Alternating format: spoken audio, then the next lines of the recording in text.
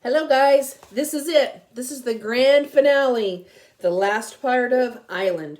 Remember, the kids have set sail, and now at this point, they've been on the ocean for 6 hours.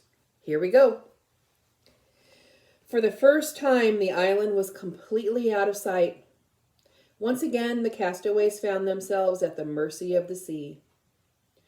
Oh, why didn't I remember how much I hate bobbing around the ocean? Mumbled Charlotte. Maybe I would have had the brains to stay back on dry land and take my chances with the smugglers. Luke regarded Lissa. The girl had suffered from terrible seasickness while on the Phoenix. Now her face was a telltale shade of oatmeal. Hey, he said kindly.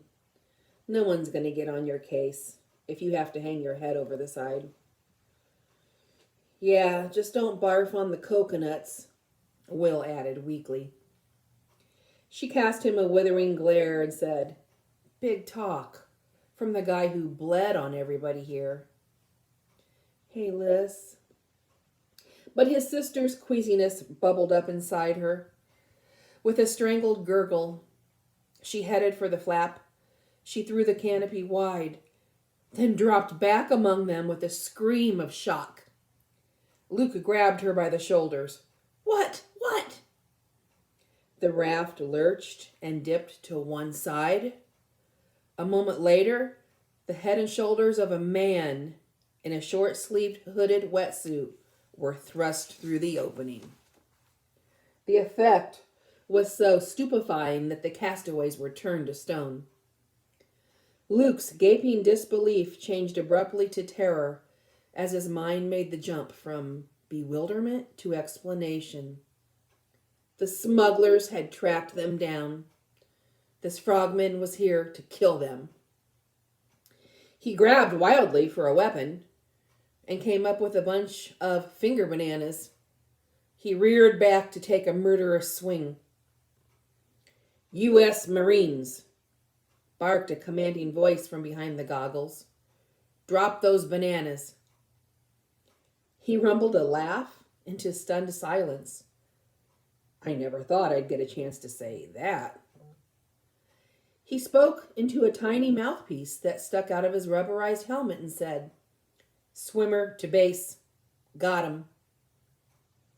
From his belt, he pulled a razor-sharp 8-inch hunting knife. With a powerful sweep, he slashed through the sun canopy from one side to the other. Blinding light streamed in as the cover fell away, exposing the lifeboat to brilliant blue sky. A roar from above drew 5 sets of dazzled eyes. A massive helicopter was moving into position over them. Charla was the first to speak.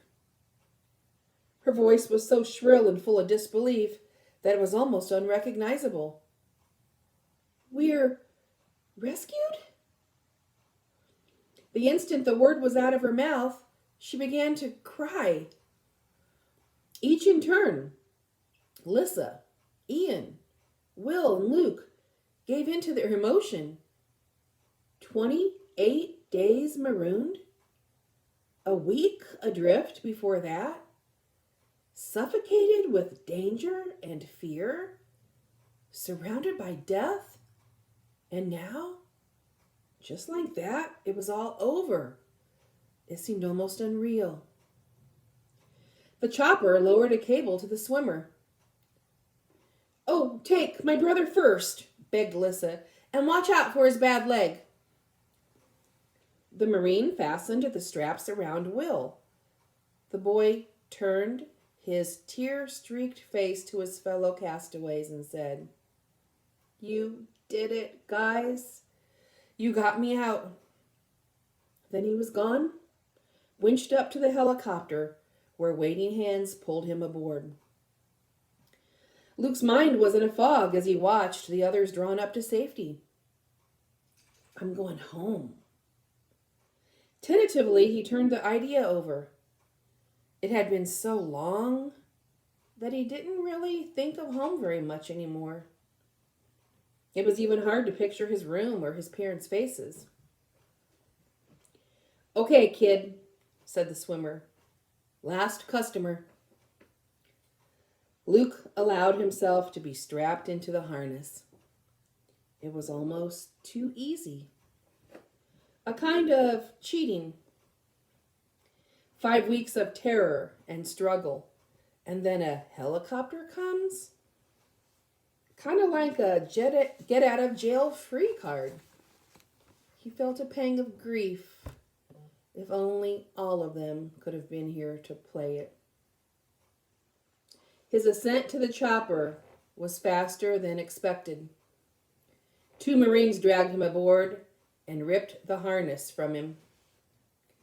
He looked around for the others, but saw only one face, a $1 million smile behind custom-made designer sunglasses.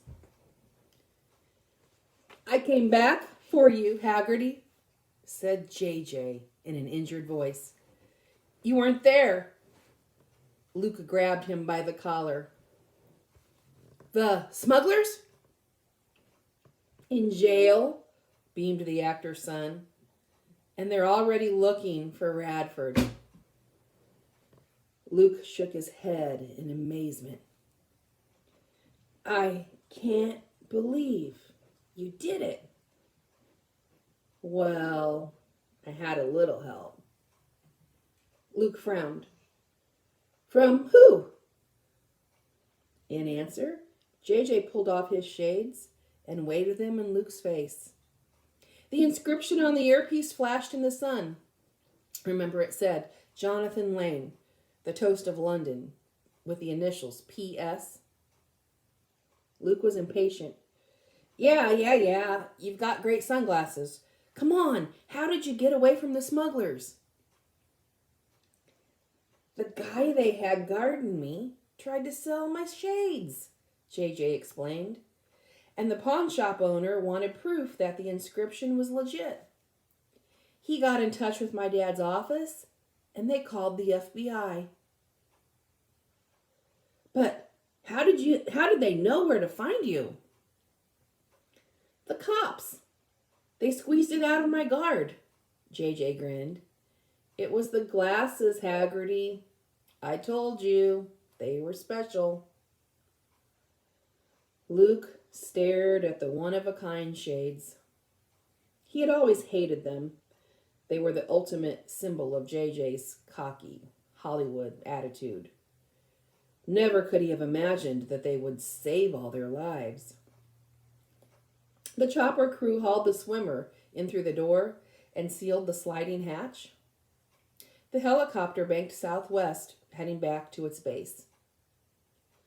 "Guam in 40 minutes, the pilot called to the castaways. "Wait, you mean we're not going back to the island?" Luke asked anxiously. The swimmer put a hand on his arm and said, "Whatever you left there, son, I'm sure your folks will get you a new one." "It's not what we left," insisted Luke. "It's what you left." "Us?" The pilot turned around to regard him. "We weren't even there." "Not now you weren't," Luke informed him. "Back in 1945, you forgot your atomic bomb." Okay, here's a little flashback. Back to September 3rd, 1945. Remember, it's the end of World War II. One of the men had asked for a little tiny piece of paper. The tropical sun set on an island of impatience. The transport plane was loaded. Airmen jammed their hands in their pockets and tried not to fidget. The war was over. They should have left hours ago. What was the holdup? Still hanging from the broken crane was Junior, the third atomic bomb, which had been opened like a 5-ton cookie jar. Sergeant Holliday and Corporal Connerly watched as the technician removed 2 pieces of radioactive uranium that provided Junior's nuclear fuel. For the most destructive weapon humankind had ever devised, The trigger was astonishingly simple. At detonation, the smaller uranium slug would be fired into the larger, bowl-shaped piece to set off a nuclear blast strong enough to destroy an entire city. It seemed scarcely more technical than starting a fire by rubbing two sticks together. The uranium pieces were packed in separate lead-lined containers. Next, the detonator was removed, an ordinary gun barrel, hooked up to an altimeter. The components were put in the back of a truck to be driven to the airstrip and loaded onto the plane. Holliday stared as the technician stepped onto the flatbed of the truck to accompany the nuclear material. Wait a minute! Where are you going? What about this bomb? The man patted the lead-lined containers. He said, "The real bomb's in here, Sarge. That," he pointed to the shell of Junior, "that is just a very expensive paperweight." And the truck drove off. Holliday was annoyed. Well, what are we supposed to do with it now? Connerly surveyed the small crowd of airmen that had gathered around the bomb pit. Anybody got a piece of paper? Okay, make your prediction real quick, because there's only one little part left. Why would he ask for a piece of paper? Listen, here's your answer. In the epilogue, the 6 castaways have made it safely to Guam, and here's what happens. When the 6 young people entered the lab, they were dressed in identical Air Force coveralls. This seemed completely appropriate because the military doctors had never before seen such a close-knit group. They demanded adjoining hospital rooms. They ate every single meal together, and they stayed up until all hours of the night watching the Discovery Channel in the lounge. They couldn't seem to get enough of one another's company and conversation. Later in that afternoon, they were scheduled to fly to Hawaii, where their parents would be waiting to welcome them back from the dead. But that morning, they were guests of the highest-ranking general on Guam. He had declared that these 6, of all people, had the right to be present for this procedure. The 6 of them took their front row VIP seats. They seemed fit enough, although they were very thin and very sunburned. One of them was on crutches. Their eyes were focused on the concrete floor where the atomic bomb now lay, its long body extending 3/4 of the way across the lab. The operation began. Physicists and technicians cut their way through black metal and removed a large piece of the rounded side. The chief scientist called the 6 forward. They approached gingerly. This was, after all, an atomic bomb, the most awesome man-made force of all time. It had scared them when they'd first stumbled across it on their island. It still scared them now. The compartment was empty, except for one small item. It was an old, yellowed sheet of paper that had been torn from a loose-leaf notebook. On it, in faded ink, someone had written a single word. Kaboom! The flash of the reporter's camera captured the moment. 6 castaways seized by the kind of laughter that could only come from those who had not truly laughed for a very long time. That picture made it to the front page of every newspaper in the world. Okay, and here's what happens to the kids when they kind of go home.